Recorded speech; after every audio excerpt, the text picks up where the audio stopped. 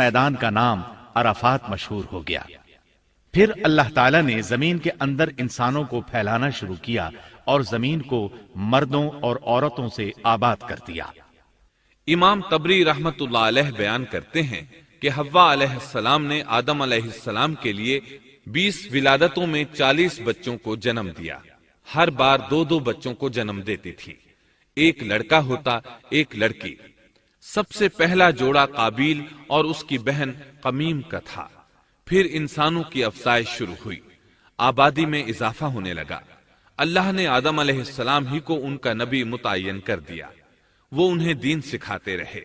اس وقت تمام لوگ موحد تھے، خالص توحید کو اپنانے والے تھے، یعنی کان الناس امۃ واحدہ، تمام لوگ ایک ہی امت کے تھے، ان میں شرک کا شائبہ بھی نہ تھا۔ ابن جریر اور ابن کثیر رحمہم اللہ نے ابو موسیٰ اشعری رضی اللہ عنہ کی روایت بیان کی ہے، اللہ نے جب آدم علیہ السلام کو جنت سے زمین پر اتارا تو انہیں ہر چیز کی کاریگری اور صنعت کا علم تھا۔ جب وہ اترے تو عالم بھی تھے، لباس میں ملبوس بھی تھے، کام کاج کے تمام طریقوں سے باخبر بھی تھے، لوہے، آگ، لکڑی اور کپڑے کے استعمال سے بھی بخوبی واقف تھے۔ ہمارے برعکس وہ ان کاموں کو اپنی ابتدا ہی سے جان چکے تھے، کیونکہ ہم سب لوگوں کا حال یہ ہے کہ جب تک سکھایا نہ جائے ہمیں کچھ نہیں آتا۔ آج کے دور میں بعض افریقی قبائل کے افراد وحشیانہ اور غیر مہذب زندگی گزارتے ہیں۔ علماء کا کہنا ہے کہ یہ لوگ زمین پر رہنے والوں میں سے گمراہ ترین انسان ہیں۔ انہوں نے بہترین زندگی ضائع کر دی اور گھٹیا زندگی کو پسند کیا۔ تہذیب و تمدن کا آغاز چونکہ ابتدائے آفرینش سے ہے، اس لیے ہر انسان کی فطرت میں تہذیب کی سوجھ بوجھ موجود ہے۔ بہرحال آدم علیہ السلام کے بعد انسانی مخلوق کی تعداد روز بروز بڑھتی چلی گئی اور انسانی کمزوریوں کی بنا پر گناہ شروع ہو گئے۔ زمین پر سب سے پہلے ہونے والی معصیت قابیل کے ہاتھوں اپنے بھائی حابیل کے قتل کی صورت میں سامنے آئی۔ اللہ تعالیٰ نے قرآن مجید میں قابیل اور اس کے بھائی حابیل کا قصہ بیان کیا ہے۔ قابیل قرخت اور درشت طبیعت کا مالک تھا، جبکہ اس کا بھائی حابیل رحم دل اور نرم طبیعت تھا۔ قابیل کھیتی باڑی کرتا تھا اور حابیل مویشی چراتا تھا۔ حابیل کے نرم دل ہونے کی ایک وجہ اس کا بکریاں چرانا تھا، کیونکہ ایک چرواہا اپنی بکری کو بھوکا دیکھ کر اسے چارہ کھلائے بغیر نہیں رہتا، نہیں وہ کسی بکری کو پیاسا دیکھ کر اسے بھول جاتا ہے۔ اپنے جانور پر اس کی طاقت سے زیادہ بوجھ بھی نہیں لادتا۔ بنی نوع انسان کی تعداد میں اضافے کے لیے اس وقت ایسا قانون تھا جو اب حرام ہے، اور وہ ہے بہن کے ساتھ نکاح۔ چونکہ اس وقت کے سب لوگ آدم علیہ السلام کی حقیقی اولاد تھے اور آپس میں بہن بھائی تھے، اس لیے اس وقت کی شریعت کی روح سے قابیل اپنے ساتھ جڑواں پیدا ہونے والی بہن کے سوا کسی دوسری بہن سے شادی کر سکتا تھا، اور اسی طرح حابیل اپنے ساتھ جڑواں پیدا ہونے والی بہن کے علاوہ کسی دوسری بہن سے شادی کر سکتا تھا۔ اس کی صورت یہ تھی کہ قابیل کی شادی حابیل کی بہن سے ہو اور حابیل کی شادی قابیل کی بہن سے ہو۔ لیکن ہوا یہ کہ حابیل کی بہن خوبصورتی میں قابیل کی بہن سے کم تھی، اس لیے قابیل نے حابیل کی بہن سے شادی کرنے سے انکار کر دیا اور اپنی جڑواں بہن سے شادی کی خواہش ظاہر کی۔ لیکن ایسا کرنا آدم علیہ السلام کی شریعت میں حرام تھا۔ آپ نبی بھی تھے اور رسول بھی۔ رسول اور نبی میں فرق یہ ہے کہ رسول پر شریعت اور احکام نازل ہوتے ہیں، لیکن نبی پر شریعت نازل نہیں ہوتی، البتہ اس کی طرف وحی نازل ہوتی ہے اور معجزات عطا کیے جاتے ہیں، جبکہ شریعت صرف رسولوں ہی پر نازل کی جاتی ہے۔ آدم علیہ السلام بھی چونکہ رسول تھے، اس لیے ان کی شریعت میں یہ قانون تھا کہ کوئی شخص اپنے ساتھ جڑواں پیدا ہونے والی بہن کے ساتھ شادی نہیں کر سکتا۔ قابیل اس شرعی حکم کی وجہ سے غضبناک ہو گیا۔ اس نے تعجب کا اظہار کرتے ہوئے اس قانون کو ماننے سے انکار کر دیا۔ آدم علیہ السلام نے ان دونوں کے درمیان فیصلہ کرتے ہوئے انہیں حکم دیا کہ دونوں اللہ کے حضور ایک ہدیہ پیش کریں۔ ہدیہ اس جانور کو کہتے ہیں جسے اللہ کے نام پر ذبح کر کے فقراء میں تقسیم کر دیا جائے۔ اس سے مقصود اللہ کے لیے اپنی نیت کو خالص کرنا ہوتا ہے۔ اس عمل کو قربانی کہا جاتا ہے۔ آدم علیہ السلام کے زمانے میں قربانی کا جو قانون تھا اس کے قبول ہونے کی نشانی طے تھی، اور وہ یہ کہ آسمان سے ایک آگ نمودار ہوتی اور اس قربانی کو جلا دیتی۔ اس کا مطلب تھا قربانی قبول ہو چکی ہے، اور اگر آگ قربانی کو نہ جلاتی تو سمجھ لیا جاتا کہ قربانی قبول نہیں ہوئی۔ آخر قربانی کا دن آ پہنچا۔ حابیل نے اپنے مویشیوں میں سے ایک بہترین جانور لیا اور قربان گاہ میں لا کر اللہ کے حضور پیش کر دیا۔ دوسری طرف قابیل نے اپنی کھیتی کے غلے میں سے ردی قسم کا غلہ قربانی کے لیے پیش کیا۔ دوسرے دن دونوں قربان گاہ پہنچے تو انہوں نے دیکھا کہ حابیل کی قربانی قبول ہو چکی ہے، جبکہ قابیل کی قربانی کو آگ نے چھوا تک نہیں تھا۔ یہ دیکھ کر قابیل حابیل پر غضبناک ہوا۔ شیطان نے بھی اسے وسوسے میں مبتلا کیا کہ اپنے بھائی کو قتل کر دے۔ اس نے اپنے بھائی حابیل کو جان سے مار ڈالنے کا پختہ ارادہ کر لیا۔ اس وقت تک روئے زمین پر کوئی انسان قتل نہیں ہوا تھا۔ انسانی تاریخ میں یہ پہلا قتل ہے جس کا ارتکاب قابیل نے کیا۔ وہ اپنے بھائی حابیل کے پاس گیا اور اس سے بولا، میں تجھے قتل کر دوں گا۔ جواب میں حابیل نے کہا، اگر تو مجھے قتل کرنے کی کوشش کرے گا تو میں اپنے دفاع میں ہاتھ نہیں اٹھاؤں گا، اس لیے کہ میں چاہتا ہوں تو اپنے دیگر گناہوں کے ساتھ میرے قتل کا گناہ بھی اٹھا لے، تیرے گناہ زیادہ ہو جائیں۔ چنانچہ ایک تاریک رات میں حابیل سویا ہوا تھا کہ قابیل ایک بڑا سا پتھر اٹھا کر اس کے پاس آیا۔ اس نے وہ پتھر اپنے بھائی کے سر پر دے مارا۔ اس طرح اس نے حابیل کو قتل کر دیا۔ روئے زمین پر قتل کی ابتدا کر دی، زمین کو پہلے خون سے رنگ دیا۔ تاریخ انسانی میں یہ سب سے پہلا جرم تھا جو قابیل کے ہاتھوں ہوا۔ قتل تو وہ کر بیٹھا، اب حیران اور پریشان ہوا کہ اس کی لاش کا کیا کرے۔ اس وقت تک نسل انسانی موت سے بھی دوچار نہیں ہوئی تھی۔ آدم علیہ السلام کی اولاد میں سے اس وقت تک کوئی فوت نہیں ہوا تھا، اس لیے قابیل کو معلوم نہیں تھا کہ مردے کے ساتھ کیا کیا جائے۔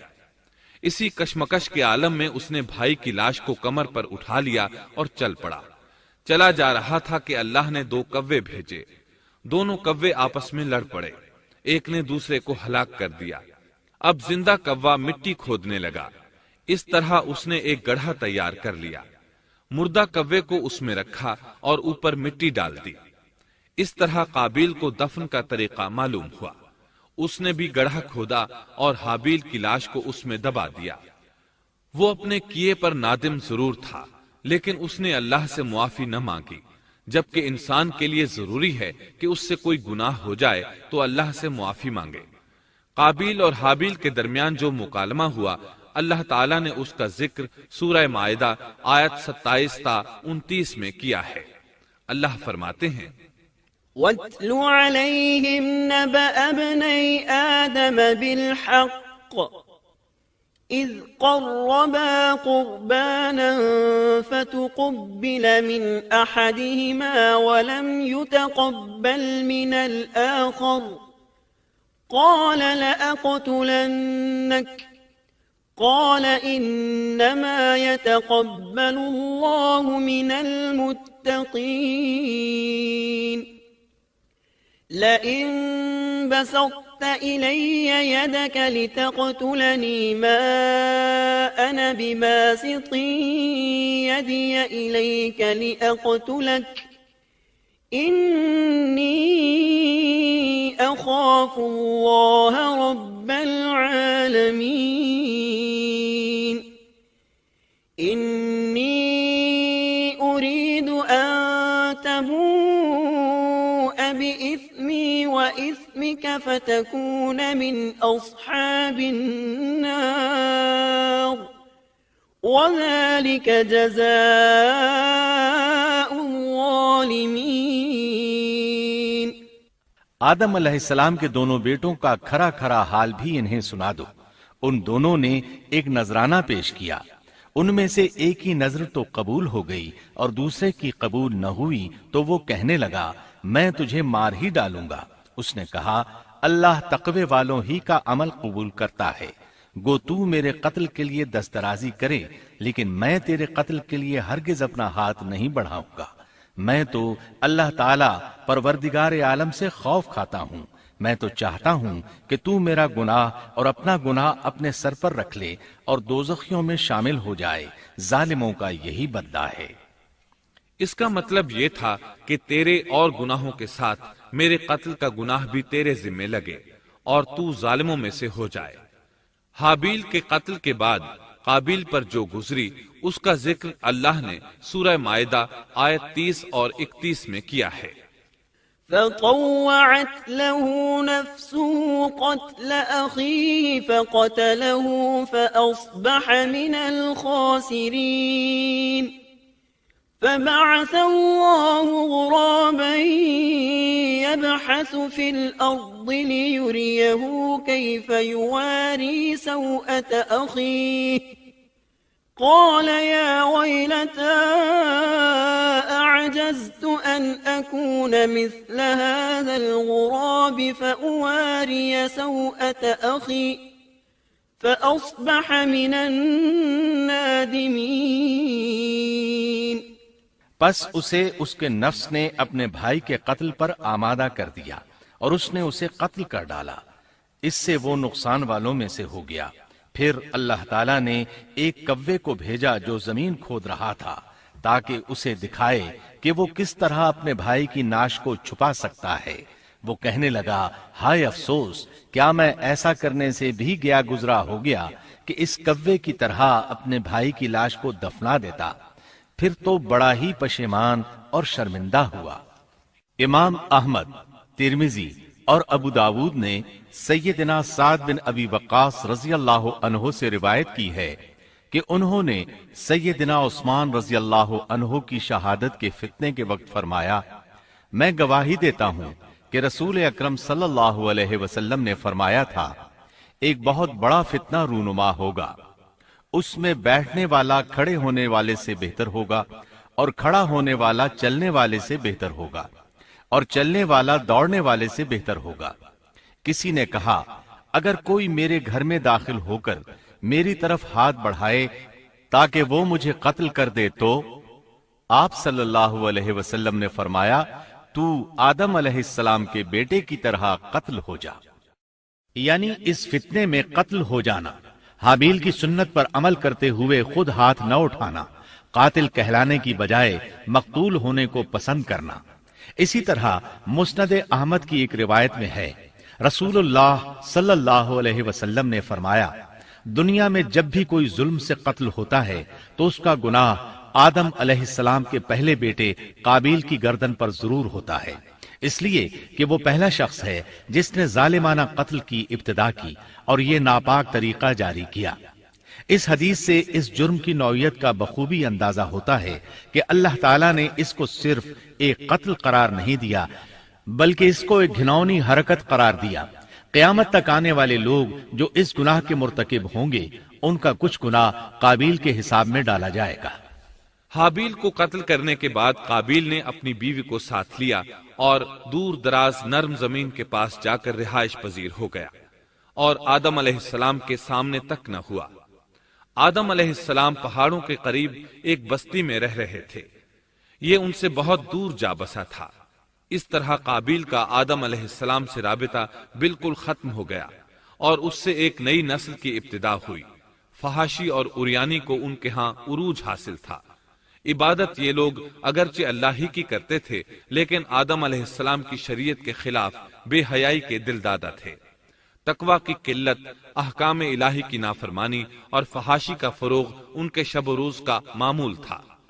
اس کے بعد لوگ دو گروہوں میں تقسیم ہو گئے، شریر اور برے لوگ قابیل کے ساتھ مل گئے اور آدم علیہ السلام کے دیگر بیٹے اور نیک لوگ آدم علیہ السلام کے ساتھ مل گئے۔ آدم علیہ السلام 960 سال زندہ رہے۔ ان کی کل عمر تو 1000 سال تھی لیکن 40 سال کم کر دی گئی۔ سیدنا ابو ہریرہ رضی اللہ عنہ بیان کرتے ہیں کہ رسول اللہ صلی اللہ علیہ وسلم نے فرمایا، جب اللہ نے آدم علیہ السلام کو پیدا فرمایا تو ان کی پیٹھ پر ہاتھ پھیرا، اس طرح قیامت تک جتنے انسان پیدا ہونے والے تھے ان کی روحیں وجود میں آ گئیں۔ پھر ہر انسان کی آنکھوں کے درمیان ایک نور رکھ کر آدم علیہ السلام کے سامنے پیش کیا۔ انہوں نے پوچھا، یا اللہ یہ کون ہے؟ اللہ نے فرمایا، یہ تیری اولاد ہے۔ ان میں سے ایک کی پیشانی کی چمک آدم علیہ السلام کو بہت اچھی لگی۔ انہوں نے پوچھا، یا اللہ یہ کون ہے؟ جواب ملا، یہ تیری اولاد میں سے بہت دور جا کر ہیں، ان کا نام داؤد ہے۔ پوچھا ان کی عمر کتنی ہے؟ فرمایا 60 سال۔ آدم علیہ السلام کہنے لگے، یا اللہ 40 سال میری عمر میں سے ان کی عمر میں شامل کر دے۔ اس سلسلے میں دوسری روایت یوں آئی ہے، جب آدم علیہ السلام کی روح قبض کرنے کے لیے فرشتہ آیا تو وہ کہنے لگے، میری عمر میں تو ابھی 40 سال باقی ہیں۔ اس وقت ان کی عمر 960 سال تھی۔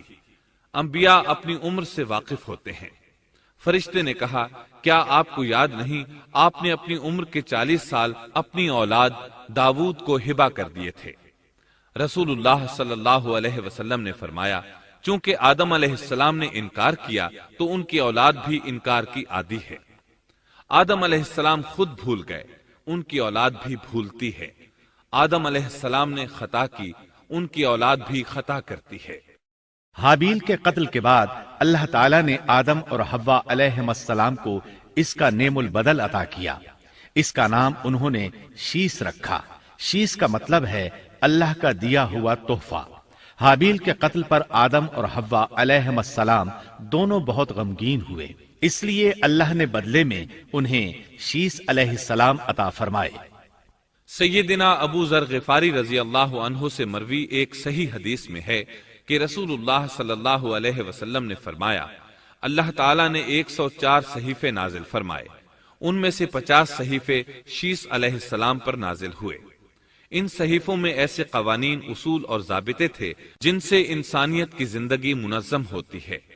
شیس علیہ السلام نے آدم علیہ السلام سے علم حاصل کیا، لیکن آدم علیہ السلام کا تمام علم وہ حاصل نہ کر سکے، اس لیے کہ آدم علیہ السلام نے بالمشافہہ اللہ تعالیٰ سے علم حاصل کیا تھا، اور بہت سی اشیاء کا علم اللہ تعالیٰ نے انہیں سکھا دیا تھا، اس لیے وہ تمام علماء سے بڑھ کر عالم تھے۔ شیس علیہ السلام نے آدم علیہ السلام سے علوم سیکھ کر لوگوں کو سکھائے۔ لوگوں نے ان سے مختلف علوم، فنون اور پیشے سیکھے۔ انہیں شہروں میں رہنے سہنے کے بارے میں تعلیم دی، دن رات کے حسابات سے انہیں آگاہ کیا اور انہیں بتایا کہ کن اوقات میں وہ اللہ کی عبادت کریں اور عبادت کے طریقے انہیں سکھائے۔ احادیث میں اس کی وضاحت ملتی ہے۔ امام احمد رحمت اللہ علیہ بیان کرتے ہیں کہ ابو زمعہ سعدی کہتے ہیں کہ انہوں نے مدینے میں ایک شیخ کو لوگوں سے کلام کرتے دیکھا تو ان کے متعلق پوچھا، یہ کون شخص ہے؟ لوگوں نے بتایا کہ یہ ابی بن کعب رضی اللہ عنہ ہیں، بڑے صحابہ میں ان کا شمار ہوتا ہے، تمام مسلمانوں سے بڑھ کر قرآن اور اس کی تفسیر کے عالم ہیں۔ ابو زمعہ فرماتے ہیں کہ ابی بن کعب رضی اللہ عنہ اس وقت یہ واقعہ بیان کر رہے تھے کہ جب آدم علیہ السلام کی وفات کا وقت قریب آیا تو انہوں نے اپنے بیٹوں سے فرمایا، میرا جنت کے پھل کھانے کو جی چاہتا ہے۔ جنت کے پھل دنیاوی پھلوں جیسے ہی ہوتے ہیں، سیب، انار، انگور، یہ سب جنت میں موجود تھے۔ جنت کے اور دنیا کے پھلوں میں فرق یہ ہے کہ دنیاوی پھل بدبودار ہو جاتے ہیں، جبکہ جنتی پھل کبھی بدبودار نہیں ہوتے۔ اسی طرح دنیاوی پھلوں کا ذائقہ عارضی ہوتا ہے، جبکہ جنتی پھلوں کا ذائقہ ہمیشہ برقرار رہتا ہے۔ اس لیے آدم علیہ السلام نے چاہا کہ وہ جنت کے پھل کھائیں، چنانچہ ان کے بیٹے تلاش میں نکل گئے۔ انہوں نے اپنے ساتھ کلہاڑے، کدالیں اور ٹوکریاں لے لی۔ راستے میں انہیں فرشتے ملے، ان کے پاس آدم علیہ السلام کا کفن اور خوشبو وغیرہ تھی۔ انہوں نے پوچھا، آدم کے بیٹو کس چیز کی تلاش میں ہو، کہاں جا رہے ہو؟ انہوں نے جواب میں کہا، ہمارے والد مریض ہیں، انہیں جنت کے پھلوں کی خواہش ہے۔ فرشتے ان کے سامنے انسانی شکل میں آئے تھے، ان کی بات سن کر بولے، واپس جاؤ، تمہارے والد فوت ہونے کے قریب ہیں، اب ان میں اتنی طاقت نہیں رہی کہ پھل کھا سکیں۔ جب فرشتے آدم علیہ السلام کی روح قبض کرنے کے لیے آئے تو حوا علیہ السلام نے انہیں پہچان لیا۔ وہ بلند آواز سے آدم علیہ السلام کو پکارنے لگی، ان کے ساتھ چمڑ گئیں۔ آدم علیہ السلام بولے، مجھ سے الگ ہو جاؤ، پہلے بھی مجھے تمہاری وجہ سے مصیبت پہنچی تھی، میرے اور میرے رب کے فرشتوں کے درمیان سے ہٹ جاؤ۔ پھر فرشتوں نے آدم علیہ السلام کی روح قبض کی، انہیں غسل دیا، کفن پہنایا، خوشبو لگائی، آپ کی قبر کھودی، پھر انہوں نے آدم علیہ السلام کی نماز جنازہ ادا کی۔ اس کے بعد انہیں قبر میں اتارا، پھر اوپر مٹی ڈال دی اور بولے، آدم کے بیٹو، تمہارے لیے یہی طریقہ ہے۔ اس وقت تک لوگ کفن دفن کے احکامات سے واقف نہیں تھے، انہیں علم نہ تھا کہ قابیل نے اپنے بھائی کو کیسے دفن کیا تھا، اس لیے فرشتوں کو بھیجا گیا تاکہ تدفین کا طریقہ بتا دیں۔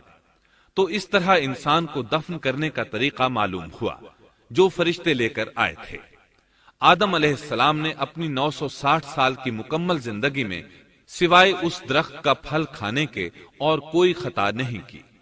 یہ تھا ہمارے باپ سیدنا آدم علیہ السلام کا اسوہ اور سیرت طیبہ کا حال۔ آپ کی وفات کے 1 سال بعد حوا علیہ السلام بھی وفات پا گئیں۔ آدم علیہ السلام کی وفات کے بعد ان کے بیٹے شیس علیہ السلام نے ان کی ذمہ داریاں سنبھال لی۔ اب تبلیغ کا کام انہیں کرنا تھا۔ ادھر قابیل جو نرم زمین میں جا آباد ہوا تھا، اس کی اولاد نے فتنہ و فساد اور سرکشی کی زندگی اختیار کی۔ انہوں نے قتل و غارت گری کا بازار گرم کر دیا۔ یہ لوگ آدم علیہ السلام کی قوم کے پاس سے گزرتے تو وہاں بھی فساد مچاتے۔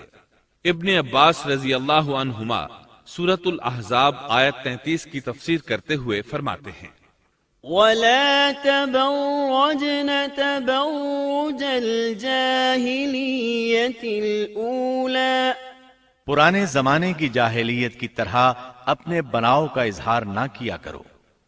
اس وقت 2 نسلیں آباد تھیں، ایک پہاڑ پر اور دوسری نرم زمین پر۔ پہاڑوں کے مرد خوش شکل تھے، عورتیں سیاہ فام تھیں، جبکہ زمین والوں کی عورتیں خوبصورت تھیں اور مردوں کے رنگ سانولے تھے۔ اب ابلیس نے اپنا کام شروع کیا۔ وہ انسانی شکل میں نرم زمین والوں کے پاس آیا اور ایک شخص کا غلام بن کر رہنے لگا۔ پھر اس نے بانسری شکل کی ایک چیز ایجاد کی اور اس کو بجانے لگا۔ لوگ اس آواز پر لٹو ہو گئے، اس کے گرد بھیڑ لگا کر سننے لگے۔ پھر ایک دن میلے کا مقرر ہو گیا، اس میں 1000 مرد اور عورتیں جمع ہونے لگے۔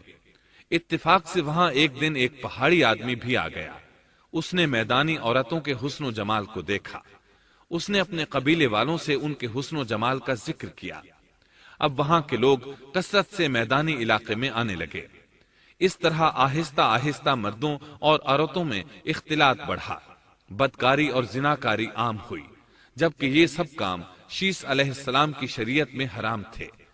یہ سب بیان کرنے کے بعد ابن عباس رضی اللہ عنہما کہتے ہیں، اللہ تعالیٰ کے قول وَلَا تَبَرَّجْنَ تَبَرُّجَ الْجَاهِلِيَّةِ الْأُولَى کی یہی تفسیر ہے، اور قدیم جاہلیت سے یہی مراد ہے، کیونکہ ان لوگوں نے زمین میں ایک عظیم فساد اور انتشار برپا کر رکھا تھا۔ شیس علیہ السلام اپنی قوم کے لوگوں کو سمجھاتے رہے کہ وہ ان شریر اور فسادی لوگوں کے ساتھ میل جول نہ رکھیں، لیکن شیطان مسلسل انہیں ورغلاتا رہا، یہاں تک کہ شیس علیہ السلام کے ساتھ بہت تھوڑے لوگ رہ گئے اور قابیل کی قوم میں بہت اضافہ ہو گیا۔ لوگ یوں ہی زندگی بسر کرتے رہے، یہاں تک کہ اللہ تعالیٰ نے ان میں ادریس علیہ السلام کو مبعوث فرمایا۔ چنانچہ اب ہم آپ کو ادریس علیہ السلام کے بارے میں بتاتے ہیں۔ ایک حدیث میں ہے کہ آدم اور شیس علیہ السلام کے بعد ادریس علیہ السلام پہلے نبی ہیں۔ ایک دوسری حدیث میں ہے کہ ادریس علیہ السلام پہلے نبی ہیں جنہوں نے قلم کے ذریعے لکھا اور لوگوں کو کتابت سکھائی۔ حافظ ابن کثیر نے ان کا حلیہ کچھ یوں بیان کیا ہے، پورا قد و قامت، خوبصورت، خوب رو، گھنی داڑھی، عمدہ اوصاف کے مالک، چوڑے کندھے، مضبوط ہڈیاں، دبلے پتلے، سرمگی چمکدار آنکھیں، گفتگو باوقار، خاموشی پسند، سنجیدہ اور متین، چلتے ہوئے نظر نیچی، انتہائی فکر و خوض کے عادی، غصے کے وقت سخت غضبناک، باتیں کرنے میں شہادت کی انگلی سے بار بار اشارہ کرنے کے عادی۔ ادریس علیہ السلام شیس علیہ السلام کی شریعت پر عمل پیرا رہے، چونکہ ادریس علیہ السلام رسول بھی تھے، اس لیے اللہ کی طرف سے مستقل ان پر شریعت نازل ہوئی، جس کی تشریح و تفسیر کر کے لوگوں کو احکام الہی سے آگاہ فرماتے۔ ادریس علیہ السلام نے جب دیکھا کہ مفسدین ایمان والوں پر ظلم و زیادتی کر رہے ہیں، ان کا فساد بڑھتا جا رہا ہے، اور سمجھانے کے باوجود یہ لوگ باز نہیں آ رہے، تو انہوں نے اپنے پیروکاروں کو جہاد کا حکم دیا۔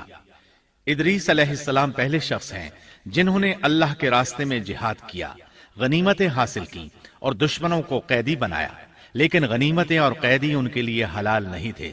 رسول اللہ صلی اللہ علیہ وسلم پہلے رسول ہیں جن کے لیے غنیمتیں حلال کی گئیں، لیکن یہ بات یقینی ہے کہ جہاد سب سے پہلے ادریس علیہ السلام نے کیا۔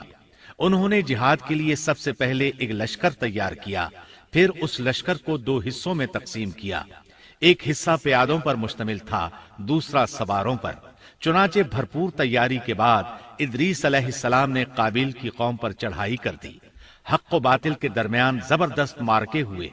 آخرکار ادریس علیہ السلام نے انہیں گھٹنے ٹیکنے پر مجبور کر دیا، ان کا بہت سا مال و اسباب لوٹ لیا اور لوگوں کو قیدی بنا لیا۔ اللہ تعالیٰ نے ان تمام باتوں کا ذکر نہیں فرمایا، بلکہ اللہ نے ان کی سیرت کے بارے میں اپنی کتاب قرآن مجید میں اشارتاً ذکر فرمایا ہے۔ مثلا سورہ مریم آیات 56 اور 57 میں ارشاد ہوتا ہے، واذكر في الكتاب إدريس إنه كان صديقا نبيا ورفعناه مكانا عليا۔ اور اس کتاب میں ادریس کا بھی ذکر کر، وہ بھی نیک کردار نبی تھے، ہم نے انہیں بلند مقام پر اٹھایا۔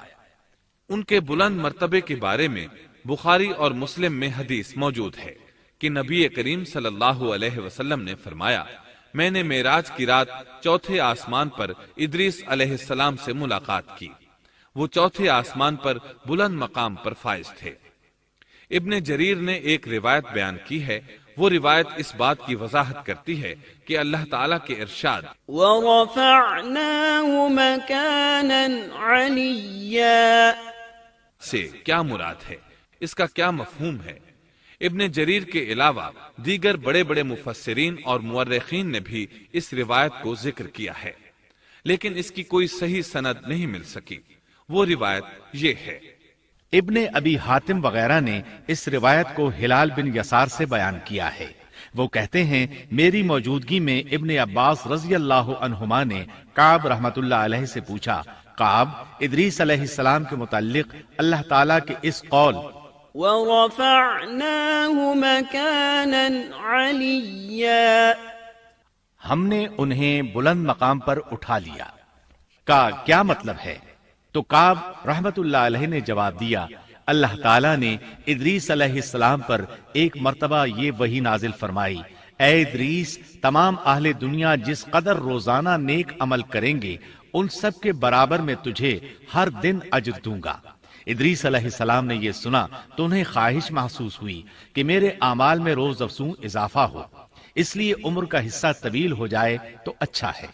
انہوں نے وحی الہی اور اپنے اس خیال کو ایک رفیق فرشتے پر ظاہر کر کے کہا، اس معاملے میں موت کے فرشتے سے گفتگو کرو تاکہ میں نیک اعمال کا زیادہ سے زیادہ وقت حاصل کر سکوں۔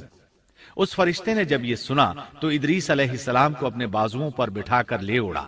جب یہ 4تھے آسمان سے گزر رہے تھے تو موت کا فرشتہ زمین پر آنے کے لیے اتر رہا تھا، وہیں دونوں کی ملاقات ہو گئی۔ دوست فرشتے نے موت کے فرشتے سے ادریس علیہ السلام کے بارے میں گفتگو کی۔ موت کے فرشتے نے دریافت کیا، ادریس علیہ السلام کہاں ہیں؟ اس نے کہا، میری پشت پر۔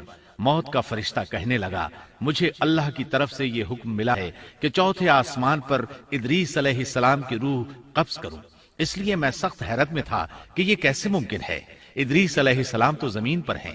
چنانچہ موت کا فرشتہ ادریس علیہ السلام کے پاس آیا، ان سے اجازت طلب کی اور ان کی روح قبض کر لی۔ انبیاء کو یہ امتیاز حاصل ہے کہ فرشتہ ان کی اجازت کے بغیر ان کی روح قبض نہیں کر سکتا، اور رسول اللہ صلی اللہ علیہ وسلم کو تو یہ اختیار دیا گیا کہ آپ دنیا میں مزید رہنا پسند کریں تو رہ سکتے ہیں، یا پھر رفیق اعلیٰ کی رفاقت کو پسند کر لیں۔ آپ نے رفیق اعلیٰ کی رفاقت کو پسند فرمایا۔ اس طرح ادریس علیہ السلام کی روح 4تھے آسمان پر قبض کی گئی۔ انہیں بھی عیسیٰ علیہ السلام کی طرح آسمان پر اٹھایا گیا، فرق یہ ہے کہ عیسیٰ علیہ السلام کی روح قبض نہیں کی گئی۔ یہ واقعہ نقل کر کے